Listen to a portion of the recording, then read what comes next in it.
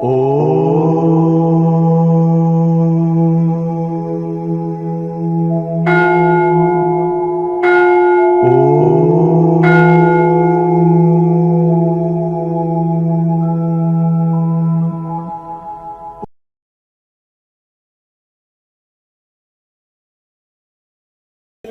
తీసుకోవచ్చా అంటే రసం కూర పెరుగుతోటే తినేస్తారు మొత్తం. ప్రయత్నం చేయండి, ప్రయోగం చేయండి. రాత్రిపూట తినొద్దు పెరుగు, మధ్యాహ్నం వరకు ఉదయం వరకు ఓకే చక్కగా ఇది చేయండి. ఇంకా రెండో వంట పెట్టండి, ఇబ్బంది లేదు. ఒక ఇంట్లో 2 పొయ్యిలు అంటారు కదా, ఇక దానికి ఏం లేదు. మెల్లగా ఒక పని చేయండి, ఒక 2 గరిటెలు పక్కకు తీయండి నాకు అని చెప్పి అందులో ఇంత జీలకర్ర పొడి ఇంత ఇది అది మీరు దంచి పెట్టుకోండి, అందులో ఇంత వేసుకొని తినేసేయండి. అర్థమైందిగా? మీరు వెల్లుల్లి ఇవి అన్ని ఉల్లి వేయకుండా ఒక 2 గరిటెలు నాకు సపరేట్ గా తీసివేసి ఒక చిన్న టిఫిన్ లో పెట్టండి అని ఆ విధంగా చేసుకోవచ్చు. అంతే కదా? పక్కకు అది అన్ని కలపక ముందు తీయమంటే తీస్తారు, ఇబ్బంది లేదు. సాధ్యమైనంత వరకు చూస్తూ మనము వెళ్తున్నాం. ఇంకేమైనా సందేహాలు ఉన్నాయా? మీకేమైనా సందేహాలు ఉంటే ఈ నోటి పుస్తకంలో ఇంకెవరైనా రిజిస్టర్ లో పేరు రాయని వాళ్ళు ఉంటే మీది రిజిస్టర్ ఇవ్వండి. అయ్యా రిజిస్టర్ ఇవ్వండి. ఎవరైనా మీ పేరు నమోదు చేయని వాళ్ళు ఉంటే రిజిస్టర్ లో చేసుకోండి. అలాగే ఏమైనా నోటి పుస్తకంలో మీకు ఏమైనా డౌట్లు ఉంటే అట్లా రాసుకోండి.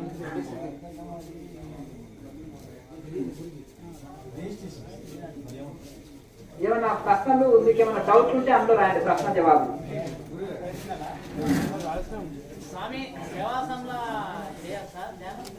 సుఖంగా నిద్ర వస్తుంది, ఏముంది. అందరు ఇష్టపడతారు, ప్రపంచంలో అందరు ఇష్టపడతారు శవాసనంలో. చూసారా, జంతువులు ఉంటాయి, జంతువులు సహజంగానే ఆసన సిద్ధి వస్తుంది వాటికి. ఒక గోవు ఉంది, గోవు పగలంతా గడ్డి మేస్తుంది, పని చేస్తుంది, ఎద్దులు ఉంటాయి పగలంతా దున్నుతాయి, అన్ని చేసి వచ్చిన తర్వాత కదలకుండా ఒకే ఆసనంలో కూర్చుంటాయి.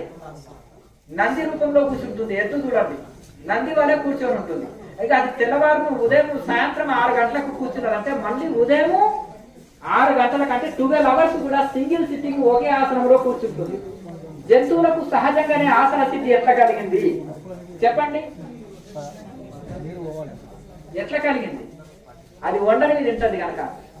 నేచర్ ఫుడ్, ప్రకృతి సహజంగా ప్రకృతి ఎట్లా ఇచ్చిందో అట్లా తీసుకుంటుంది కాబట్టి వాటికి సహజంగానే జంతువులకి పక్షులకి ఆసన సిద్ధి కలిగింది. చక్కగా అందరూ చక్కగా వంకాయ బజ్జీ, మిరపకాయ బజ్జీ, అది అరటికాయ బజ్జీ అన్ని పెట్టేస్తాము, జిలేబీ పెట్టేస్తాం. ఇంకొక గురువు గారు అన్నారట, నాయన వాళ్ళకి ఏమీ తెలియకుండా నోరు కడతారు నాయన, మాంసం తినండి శక్తి వస్తుంది నాయన అని అంటే, ఆ గురువు గారు మన సాంప్రదాయంలో అన్ని తినొచ్చు నాయన అంటే, ఆ గురువు గారు పప్పన్నం తినాలని చెప్పి అనుకోండి, నోరు కట్టవలసి వస్తుంది.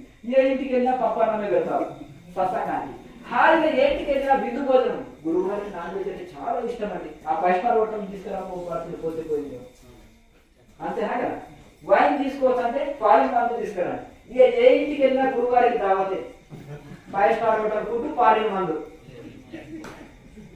ఉన్నాయి ఇటువంటి సాంప్రదాయాలు లేవని కాదు, అర్థం ఇక రావణుడు వంశం వాళ్ళు అట్లా. అందుకనే ఈ విధంగా ఇప్పటికి కూడా ఉన్నాయండి పల్లెటూరులో కొన్ని సాంప్రదాయాలు. మీరు చెప్తే ఇది కాదు, మీకు తెలియదు పాపం, మాకు తెలిసి ఈ రంగంలో ఉన్నాం కాబట్టి ఏ సాంప్రదాయంలో ఏం వాడతారు ఎట్లా ఇది ఉంటుందని. అన్ని రకాల కూరగాయలు ఉంటాయి కదా, అన్ని రకాల సాంప్రదాయాలు ఉంటాయి, అన్ని రకాలు ఉంటాయి. మీకు నచ్చిన ఒక ఫంక్షన్లో 100 రకాలు ఉంటాయి, నచ్చిందే తింటారు కదా. మాంసప్రియులు చక్కగా నాన్ వెజ్ సెక్షన్ వెళ్ళిపోతారు. శాకాహారం ఎక్కడ ఉంది మంచిగా పప్పు, ఆకుకూర ఇవన్నీ వెళ్తారు. పెరుగు ఏదైనా ఉందా అని ఇటువైపు వెళ్ళి నచ్చింది వేసుకొని తింటారు. అట్లా ఏది నచ్చింది వాళ్ళు అది వెళ్తారు. కనుక ఆధ్యాత్మిక మార్గంలో శాకాహారం అనేది చాలా, ధ్యాన మార్గంలో శాకాహారం చాలా ఉపయోగపడుతుంది, చాలా మంచిదండి. ఆ విధంగా అందరికి భోజనాలు ఉన్నాయి, తిని వెళ్ళండి. హైదరాబాద్ వెళ్ళినా మరి మీరు అర్ధరాత్రి ఎక్కడ దొరుకుతుంది మీకు భోజనం? తినండి, ఆల్రెడీ ఉంది కదా. మీకు ఏం స్పెషల్గా వండేది ఏం లేదు, అన్ని మీరు తినాక కూడా మిగులుతుంది. అన్నీ అనుకూలం, ఇంట్లో బలవంతం లేదంట, అంటే ఒత్తిడి చేసేది ఏం లేదు. వెళ్ళే వాళ్ళు ఉంటే వెళ్ళండి, తిని వెళ్ళండి, ఉంది అందరికి భోజనం ఉంది. చెప్పడం మా ధర్మం కాదు, మీ ఇష్టం, అంతేనా కదా. ఉంది కదా, మీరు తినంగా కూడా మిగులుతుంది, అది నేను చెప్పేది. ఏమో ఉందో లేదో ఇక్కడ ఉన్న వాళ్ళకు కాదు, మీరు తినంగా కూడా మిగులుతుంది. పెట్టుకుంటూనే చేసుకుంటూ పోవాలి. ఆ చక్రస్మరణ 3 సెట్లు అయిపోయిన తర్వాత ఇంకా చక్రాలను స్మరించనక్కర్లేదు. మనం నార్మల్ ప్రాణాయామం, మూలాధారం ఆజ్ఞ చక్రానికి సంబంధం. ఒక్కొక్క చక్రాన్ని స్మరించుకుంటూ ఓం ఓం అనుకుంటూ అక్కడ బ్రీతింగ్తో పాటుగానే తీసుకోవాలి. నమస్కారం. కేచరి చేసినప్పుడు స్వామీజీ నాలుకను కంఠకుహరంలో పెట్టినప్పుడు ఆ ద్రవం వచ్చేస్తుంది, మింగివేయండి, అది అమృతంతో సమానం. కానీ అది ఎక్కువ చేస్తే ఆకలి అవడం లేదు స్వామి. ఆకలి తగ్గుతుంది మరి, ఆకలి తగ్గుతుంది అంటే ధ్యానం చక్కగా కుదురుతుందని అర్థమైంది కదా అండి. అవునయ్యా, అన్నము బాగా వేసుకోండి, కొంచెం జీలకర్ర బాగా వేసుకోండి, ఆకలి బాగా వేస్తుంది. ఆకలి సాధన చక్కగా చేసుకుంటే ఆకలి దప్పులు తగ్గుతాయి, నిద్ర తగ్గుతుంది, మనసుకు ప్రశాంతత లభిస్తుంది. దాంట్లో కంగారు పడవలసిన అవసరం లేదు. అట్లనే బలవంతంగా ఆహారాన్ని వదిలిపెట్టకండి, అర్థమైంది కదా. ఇక్కడికి ఎవరన్నా వచ్చినట్టు ఒక మంది కొత్తగా వచ్చిన విద్యార్థులు ప్రయోగాలు చేస్తారు. గురువు గారు నేను ఆకులు తినైనా ఉంటానంటే గడ్డి తిని ఉంటుంది ఆయన అవునా, అంతేనా కదా. ఊరికే కోతలు పోయొద్దు ఇక్కడ, అర్థమైంది కదా. టైం ప్రకారం నేను కార్తీక మాసంలో ఉపవాసాలు ఉంటా గురువు గారు, ఎందుకంటే ఎంబడే నా ఇష్టదైవం నాకు దర్శనం కావాలి, ఈ లోపల అయిపోతాం.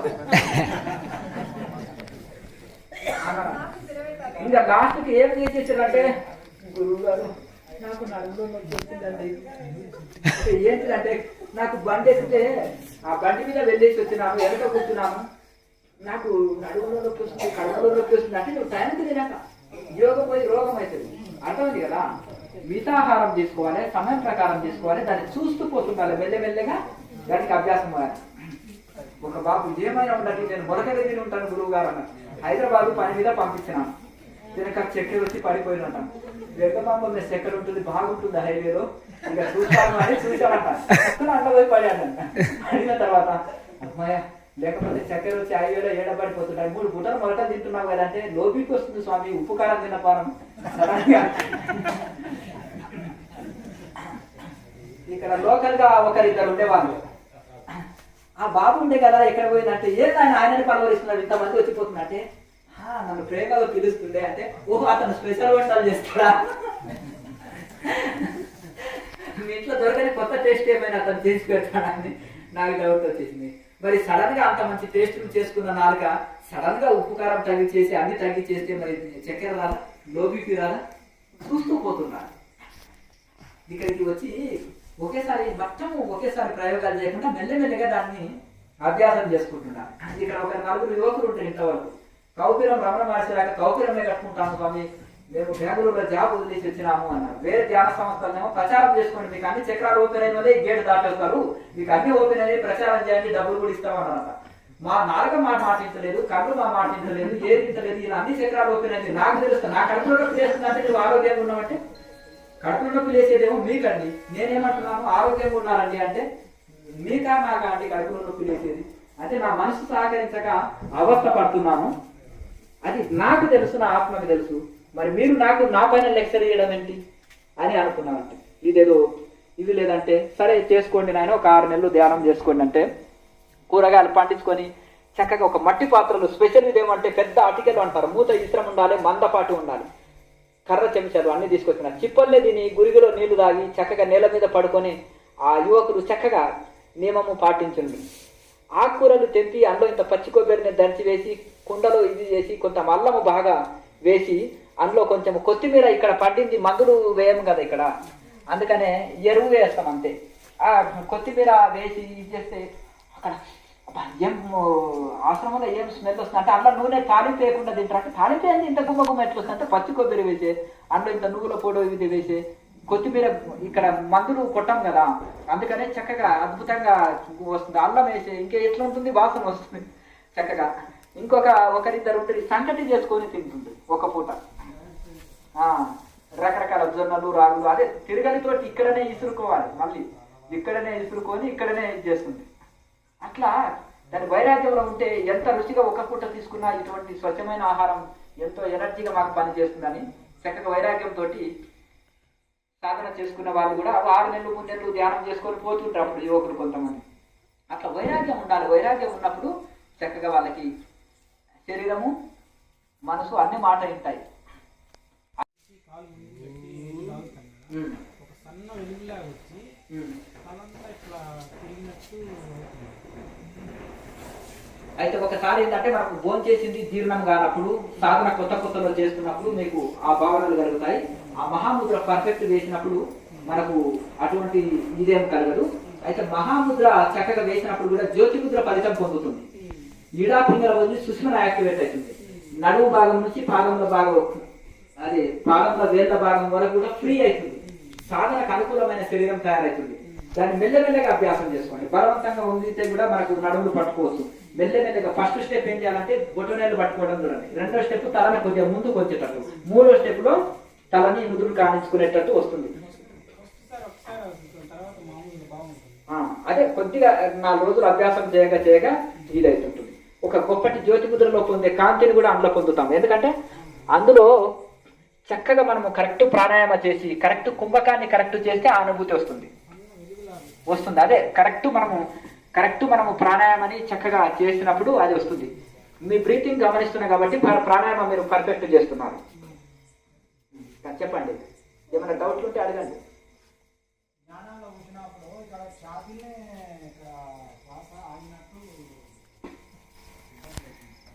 మీరు ఇంకా ప్రాణాయామంలో పట్టు సాధించాలి. బాగా రెగ్యులర్గా బాగా చేయాలి.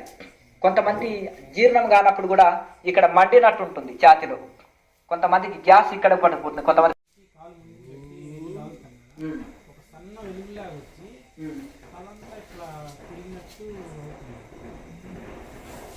అయితే ఒకసారి ఏంటంటే మనకు భోజనం చేసింది జీర్ణం కానప్పుడు సాధన కొత్తలో చేస్తున్నప్పుడు మీకు ఆ భావనలు కలుగుతాయి.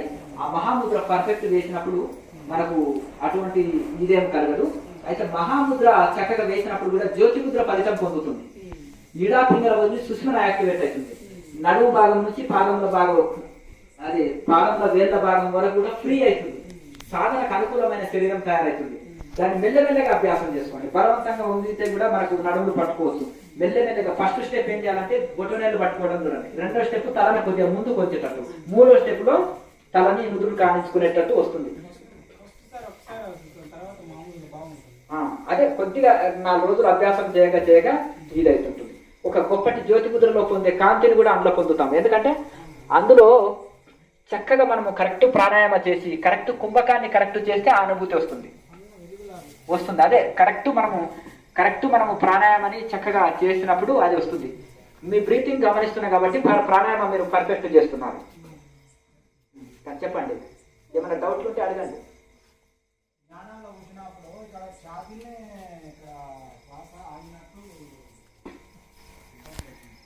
మీరు ఇంకా ప్రాణాయామంలో పట్టు సాధించాలి. బాగా రెగ్యులర్గా బాగా చేయాలి. కొంతమంది జీర్ణం కానప్పుడు కూడా ఇక్కడ మండినట్టు ఉంటుంది ఛాతిలో. కొంతమందికి గ్యాస్ ఇక్కడ పట్టుకుంటుంది. కొంతమంది ఒకరోజు ఆహారం లేకపోతే ఊరికి చనిపోతారు. అర్థమైంది. రోజు డాక్టర్ దగ్గరికి వెళ్తారు. బీపీ షుగర్లు హై లెవెల్లో ఉంటాయి. 50 సంవత్సరాలు కూడా సరిగా ఉండవు నెత్తిన కొడితే. అర్థమైందిగా. మళ్ళీ శక్తిపాతం ఇస్తారు, ఇది చేస్తారు. ఇది పరిస్థితి ఇట్లా నడుస్తుంది. బాడీ కంట్రోల్ లేదు, మైండ్ కంట్రోల్ లేదు, నాలుక కంట్రోల్ లేదు, ఏమీ లేదు. 100 ఎకరాల పొలాలు వచ్చేస్తుంటాయి. 100 కోట్ల అకౌంట్లో పడుతుంటాయి. అర్థమైంది కదా.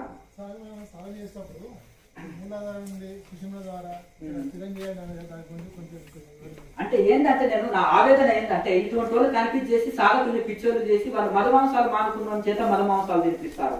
ఇంకా ఈ గురువు చేశాడు, ఆ గురువు చేశాడు, ఇది చేసిండు, అది చేసిండని. ఈ ఋషులు ఆశయం ఏంటిది? ఎంత గొప్ప మహానుభావులు వాళ్ళు. ఎంత అహింస చెప్పారు. అహింస సిద్ధాంతాన్ని పాటించాలి, యమనియమాలు పాటించాలి. సాధన మెల్లమెల్లగా కంట్రోల్లో అన్నిట్లో కంట్రోల్ లభించాలి. ఎందుకంటే నేను ఒక భోగి దగ్గర శిష్యరికం చేస్తే నేను అదే చెప్తుంది. అర్థమైంది కదా. నేను ఒక పోయి ఒక యోగి దగ్గర చేసిన కాబట్టి నా హృదయం తట్టుకోలేదు, తట్టును అనేస్తాను. లోపల ఏం దాచుకోవడానికి ఏమి ఉండదు. ఇప్పుడు ప్రపంచం అంతా నటనే కదా, లోపల బలి మంచిగా నటిస్తారు ప్రేమగా పలికినట్టు, లోపల అంత కుటిలోనే ఉంటుంది. కానీ ఇంట్లో ఏమి ఉండదు, ఏదున్నా బయటికి తక్కువ అనేస్తారు. అట్లా ఒకటి నటన మాకు తెలియదు, అర్థమంది కదా. ఆ విధంగా ఈ విధంగా మనం మీరు చక్కగా దాన్ని చూసి ఎవరు కనిపించేసినా కనిపించి కావచ్చు. ఋషులు ఏం చెప్పారు, ఋషుల ఆశయం ఏంటిది, పతంజలి మహర్షి ఏం చెప్పాడు, ఉపనిషత్తులు ఏం చెప్తున్నాయి, అసలు ధ్యానం అంటే ఏంటిది, ఎట్లా ఏది శాస్త్రీయమైంది అనేది చూడాలి. బుద్ధుని అనుసరించమంటున్నారు. బుద్ధుడు చక్రవర్తి కుమారుడు, చెప్పులు లేకుండానే ఉన్నాడు, ఏకవస్త్రమే ధరించుతున్నాడు, మట్టి పాత్రనే భిక్ష పాత్రగా వాడారు, రోజు భిక్షాటనకి పోయారు. ఆయనకు వేల శిష్యులు ఉన్నారు. నేను గురువుని, మీరు శిష్యులు భిక్షాటన నాకు తెచ్చి పెట్టండి అని ఏనాడు చెప్పలే. ఆయనకు సేవ చేయడానికి 1000 మంది రెడీగా ఉన్నారు. కానీ అదే మట్టి పాత్ర తీసుకొని ఆయననే తిట్టి పెడితే కొంచెమే తీసుకునేవాడు, నేల మీదే పడుకునేవాడు. మిగతా సమయాల్లో నీరు తాగే ఉండేవాడు. మిగతా సమయంలో ఒట్టి నీరే తాగాలి. ఒకటే పూట మధ్యాహ్నం ఒక ఇంటికి వచ్చి ఇంత పెట్టని కొంచెం అవసరం ఉన్నంత తీసుకోవడం, అందులో ఏముంది అనేది చూసేది లేదు. అదే తినాలి, నేల మీదే పడుకోవడం, మట్టి పాత్రనే ఏదైనా పెట్టుకొని ధ్యానం చేసుకున్న చెట్టు కింద. మరి చూడండి ఎంత వైరాగ్యం, ఒక రాకుమారుడు మరి ఎంత వైరాగ్యం, చివరి వరకు కూడా భిక్షాటన చేసి జీవించాడు. ఎంతో మంది తీసుకురండి నాయన అంటే తెస్తారు, భిక్ష తెచ్చి పెడతారు. కానీ లేదు, ఆయన భిక్షాటనకు వెళ్ళి జీవించి ఆయన ఎంత వైరాగ్యం, అంత వైరాగ్యం ఉందా బుద్ధుడి మార్గం అని చెప్పుకునే వాళ్ళకి. అర్థమైంది కదా. ఆయన మన రుచులు చూశాడా, లేదు కదా. అంత వైరాగ్యం ఉంటే కూర్చున్న దగ్గర సమాధి లభిస్తుంది. రమణ మహర్షి విచారణ అని చెప్పాడంటే అంటారు, విచారణ సహిత ధ్యానం చేశాడు ఆయన. ఒట్టి విచారణ అనలే వేదాంతుడు, ఇది నేను కాదు అది నేను కాదు, నేను ఆత్మని అంటే ఆత్మ అయిపోడు. ధ్యాన సహిత విచారణ సహిత ధ్యానం చేశాడు ఆయన. కనుక ధ్యానంలో విచారణలో ధ్యానం చేశాడు. అంత వైరాగ్యం ఉన్న వాళ్ళకు కూర్చున్న దగ్గరనే సమాధి స్థితి కలుగుతుంది. ఈ ప్రపంచంలో ఏ కోరిక లేదు, ఏ ఆలోచన లేదు, భగవంతుడు తప్ప నాకు ఏది అక్కర్లేదు, ఏకభక్తి ఉన్నది కనుక వాళ్ళకు కూర్చున్న దగ్గరనే సమాధి స్థితి లభిస్తుంది. కనుక ఒక పరంపరని, ఒక మార్గాన్ని, ఒక సాధనని పట్టుకున్నప్పుడు ఆ మూల పురుషుల సిద్ధాంతాలు ఏంటివి, వాళ్ళు ఏ నియమాలు చెప్పారు, ఏ సూత్రాలు పాటించారు, వాళ్ళలో ఎంత వైరాగ్యం ఉంది. పూర్వ ఋషులకి అందరికీ ఎంత వైరాగ్యం ఉందో. ప్రతి ఒక్కరు కూడా ఒక నచికేతుడు లాంటి వాళ్ళు. నచికేతుడికి ఎన్ని ఆశలు చూపెట్టినా దొంగలే కదా. నాకు ఆత్మజ్ఞానమే కావాలన్నాడు, నాకు ఇతరమైనది నాకు ఏది అక్కర్లేదని చెప్పారు.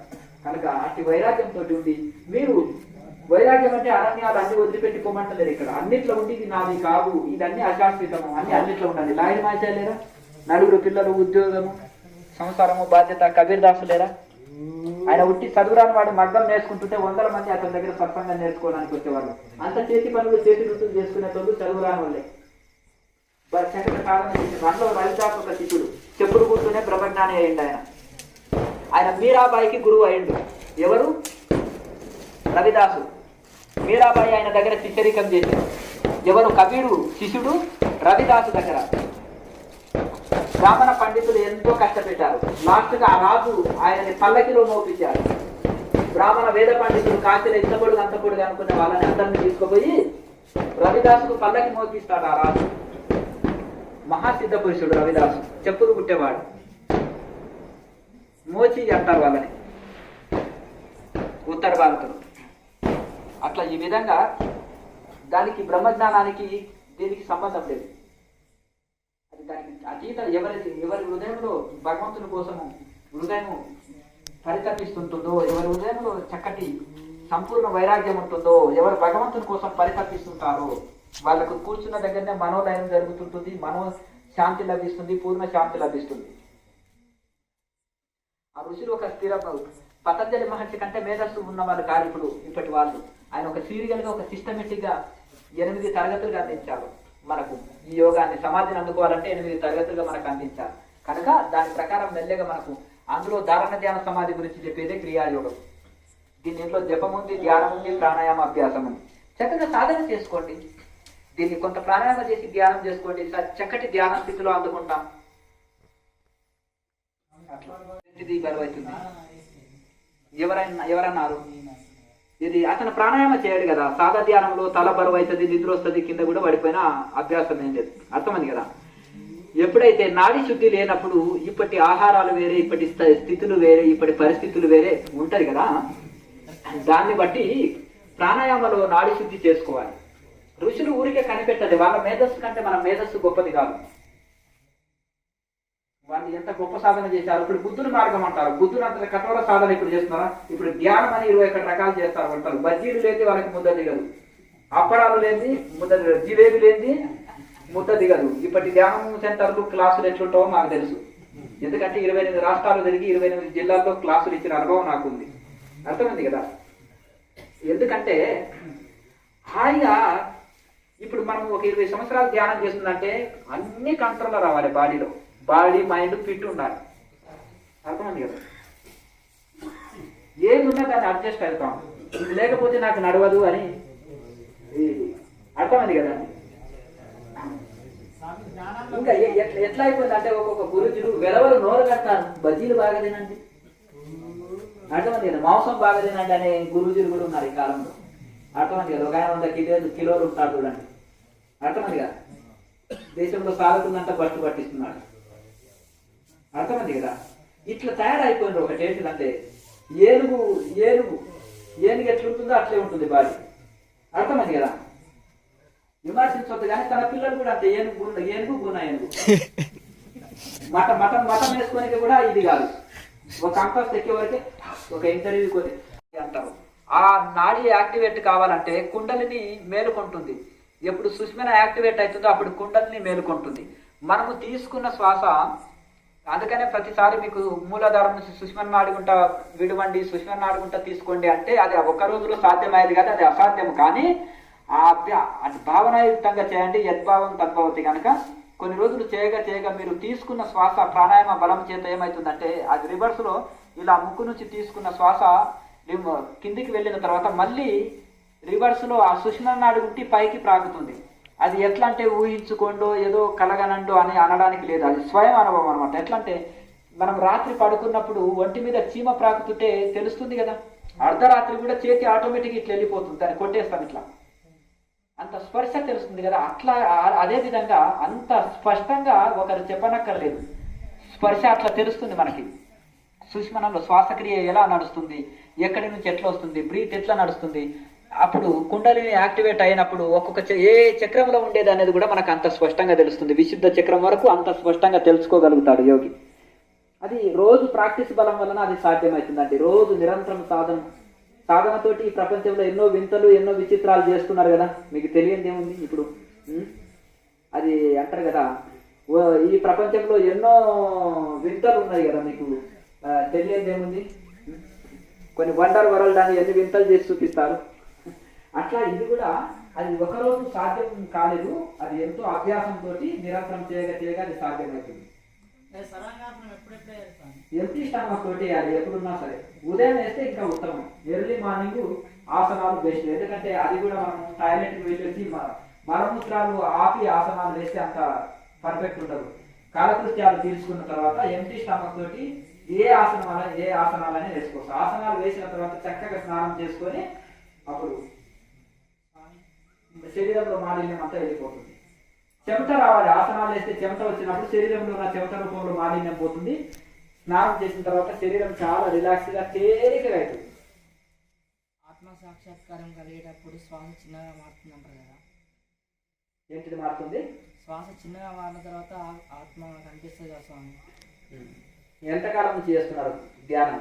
1 సంవత్సరం అవుతుంది స్వామి. ఒకసారి ఆత్మ సాక్షాత్కారం ఇక్కడ ఏ సంస్థ ప్రకారం చేస్తున్నారు ధ్యానం? శ్వాస పైన. ఓకే. అప్పుడు గొంతు వద్ద కొద్దిగా నొప్పిగా అనిపిస్తుంది, నెత్తిలో కొద్దిగా పట్టేసినట్టు అవుతున్నప్పుడు భయం అవుతుంది స్వామి, కొద్దిగా పట్టుకున్నట్టు అవుతుంది, శ్వాస చిన్నగా బరువు అనిపిస్తుంది. అసలు ఒక యోగి సమాధి స్థితిలో ఉన్నప్పుడు total dead body equal dead body. సమాధి ఈ యొక్క డెడ్ బాడీ ఈక్వల్. ఒకటే తేడా ఏంటిదంటే డెడ్ బాడీ 2 రోజుల్లో కుళ్ళిపోతుంది, దుర్వాసన వస్తుంది. అలాగే డెడ్ బాడీ చక్కగా కూర్చోలేదు, ఇటు అటు వాలిపోతుంది. ఇక ఏదైనా వెనక ఒక సపోర్ట్ చేసి కడతారు కదా, చూశారు కదా కొంతమంది సాధువులు చనిపోయినప్పుడు ఆసనం వేసి కూర్చోబెట్టి వెనక ఏదైనా సపోర్ట్ పెట్టి ఇట్లా కడుతుంటారు. ఇలా ఒరిగిపోతుంది. దీంట్లో ఒక తాడు ఇది ఒక టవాలు వేసి కడుతుంటారు. అంటే ఎవరైనా సరే శరీరములో జీవుడు వెళ్ళిన తర్వాత అంటే ఒక పేషెంట్ అయినప్పుడే మనిషి ఇట్లా డీల పడిపోతాడు, చక్కగా కూర్చోలేడు, చక్కగా ఇది కాలేడు. మరి డెడ్ బాడీ అంటే అట్లా ప్రాణం లేదు కదా, అది శవం. కనుక సమాధిలో ఉండే యోగి శరీరము ఇప్పుడు ఈ యొక్క పైపు ఉంది, ఈ పైపు అట్లా స్ట్రైట్ మేరుదండం అట్లా నిటారుగా అయిపోయి బిగుసుకొని పోతాడు. ఇప్పుడు చూడండి, మనము కాష్టాలం అని చేస్తారు. చనిపోయిన శవాన్ని కాల్చినప్పుడు అది అంత నీరంతా వెళ్ళిపోతుంది. అందులో నీరంతా వెళ్ళిపోయినాక శరీరం కర్రలాగా బిగుసుకొని ఆ కర్రల నుంచి పైకి లేస్తుంది. కర్రలను తోసుకొని స్ట్రైట్ లేసినప్పుడు ఆడవాళ్ళు భయపడతారని శ్మశానంలోకి ఆడవాళ్ళు అలవాటు ఉండదు. ఇదే ఎందుకంటే వాళ్ళ సున్నిత మనస్తత్వం ఆటోమేటిక్గా భయపడి ఆటోమేటిక్గా ఏమన్నా హార్ట్ సడన్గా స్ట్రోక్ వచ్చింది అనుకో, అంతే కదా. అందుకని మగవాళ్ళు కూడా ఎవరు ఉండరు, ఇంకా అది అంటించిన తర్వాత వెళ్ళిపోతారు. ఒక కాటి కాపరే ఉంటాడు, అతనికి కామన్. కనుక అప్పుడు ఏం చేస్తారు, తలను బిగుసుకొని చక్కగా వచ్చినప్పుడే దాని తల మీద ఒక కర్ర ఉంటుంది పెద్దది అతని దగ్గర. ఆ నెత్తి మీద కొట్టినప్పుడు అది తక్కువ మళ్ళీ కింద పడిపోతుంది. అంటే ఆ నరాలన్నీ దగ్గరికి వచ్చేస్తాయి. వచ్చేసే వరకు చక్కగా అందులో నీరంతా వెళ్ళిపోతుంది కదా, కర్రలాగా బిగుసుకొని స్ట్రైట్ కర్రలకెళ్ళి వచ్చేస్తుంది. ఏమన్నా అస్థి పంజరమే ఉంటుంది అక్కడ, అంటే నీరంతా వెళ్ళిపోతుంది. అప్పుడు టాపు అని ఒక శబ్దం వస్తుంది. అక్కడ ఏమన్నా కొన్ని వాయువులు ఉంటాయి శరీరంలో. శరీరం చనిపోయినా కానీ లోపల పంచభూత తత్వం ఉంటుంది కదా, కొన్ని వాయువులు ఉంటాయి. ఆ వాయువు ఏం చేస్తుంది అంటే ఎక్కడ రంధ్రం లేకపోతే ఈ బ్రహ్మరంధ్రం అనేది ఒక పొరలాగానే ఉంటుంది కదా మనిషికి. అక్కడ ఆ చర్మం అంతా కాలిపోయే వరకు ఓలు ఉంటుంది కదా, ఆ ఓళ్ళకి వెళ్ళి మన వాయువు ఉంటే ఫాట్ అని పటాకి ఉంటుంది కదా, పటాకిలా ఫాట్ అని వెళ్ళిపోతుంది. అప్పుడు ఆయన ఏం చేసేస్తారు, భయపడతారు. అప్పుడు ఒక కర్ర తీసుకొని దాన్ని తల మీద ఇట్లా కొట్టే వరకు మళ్ళీ కింద పడిపోతుంది. అది ఆ విధంగా అంటే చాలా మటుకు ఈ కాష్టాలం అనేది ఏర్పాటు చేసేది. అక్కడి నుంచి యోగులేమో పురుష ప్రయత్నం చేత బ్రహ్మరంధ్రం ఉంట ప్రాణం వదిలితే, వీళ్ళు చనిపోయిన శవాన్ని కాల్చి కాష్టాలం చేస్తే ముక్తి అంటారు. అర్థమైంది కదండి. అట్లా ఎందుకంటే అందులో ఉండే ఏమన్నా వాయువు ఉంటుంది కదా, మిగిలిన వాయువు అటు నుంచి వెళ్ళి పట్టు అనే శబ్దంతో వెళ్ళిపోతుంది. కనుక ఇంకొకటి చాలా మటుకు ఉత్తరాయణం దక్షిణాయనం అని భగవద్గీతలో చెప్తారు. ఉత్తరాయణము దక్షిణాయనం అంటే గొప్ప గొప్ప ఋషులు రామకృష్ణ పరమహంస, రమణ మహర్షి, బలయాల స్వామి ఇటువంటి వాళ్ళు కూడా దక్షిణాయనంలో దేహం వెళ్ళారు. అంటే వీళ్ళకి మోక్షం లేదా? యోగి అమావాస్య రోజు చనిపోయినా కైవల్యమే, ముక్తావస్థ. జీవించినప్పుడు చనిపోయిన తర్వాత వచ్చే ముక్తి కాదు, అతను జీవించినాకనే ముక్తుడు, జీవన్ముక్తుడు. దేహం వదిలినాక విదేహ ముక్తుడు అవుతాడు. విదేహముక్తుడు అని జనక మహారాజును ఎందుకంటారు? ఆయన ఆల్రెడీ ముక్తుడు, దేహం వదిలినాక ముక్తి లభిస్తుంది. కొన్ని ఇంకా కర్మయోగం ఆచరిస్తున్నాడు కాబట్టి అతను విదేహముక్తుడు అయిన, అంటే దేహం వదిలినాక ముక్తి లభిస్తుంది జనాలకు చూడంగా. కనుక అది చనిపోయినాక వచ్చేది కాదు ముక్తి, మోక్షం. అతడు జీవించినప్పుడే జీవన్ముక్తుడు అవుతాడు. సమస్త కార్యాలను చేస్తున్నా నటించినట్టు ఒక పాత్ర వేస్తాడు. ఒక పాత్ర వేస్తున్నప్పుడు ఒక అతను ఇప్పుడు హరిచంద్రుని పాత్ర వేస్తున్నాడు అనుకో, ఘోరంగా ఏడుస్తాడు, దుఃఖిస్తాడు, రకరకాలుగా ఇది చేస్తుంటాడు అనుకో. అతనికి తెలుసు నేను ఒక పాత్రను నటిస్తున్నాను అని. మిగతా వాళ్ళంతా ఆనందం ఏడ్చేస్తాడు. ఎన్ని దుఃఖాలు ఉన్నాయండి, ఎన్ని కష్టాలు ఉన్నాయండి ఆ పాత్రలో అని. అతను ఇన్వాల్వ్ అయి చేస్తుంటే ఏం నటుడు అండి, మహానటుడు, అతను ఎంత అద్భుతంగా నటన చేస్తున్నారు అని అందరూ ఏడ్చేస్తారు. కానీ అతనికి మాత్రం తెలుసు, నేను ఒక హరిచంద్రుని పాత్ర వేసినాను, నా భార్య పిల్లలు సేఫ్ ఉన్నారు, నేను ఓకే, నా భార్య పిల్లలు ఓకే అని.